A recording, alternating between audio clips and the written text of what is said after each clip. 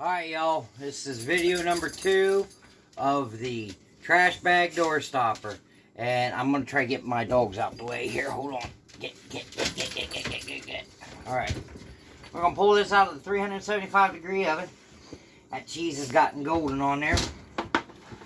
And I'm going to reach in there. Grab that rubber mat, which is very, very hot. Wow. Very, very hot. And I'm going to just pull that ooey gooey burrito right off, just like so.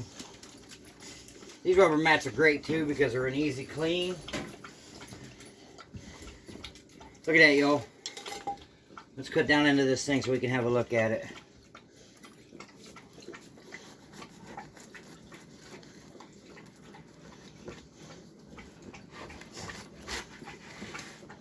Look at that. Look at that.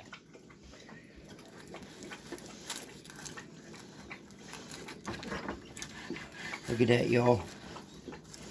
Oh, man. Cut a little one on the end here for my daughter. Look at that, y'all. Look at that. And that, my friends, is a trash bag door stopper finished product. Y'all tune in next time, and we're going to make something real special up. Get those requests in. Make sure you share and like these videos. Subscribe. Check out my Facebook page.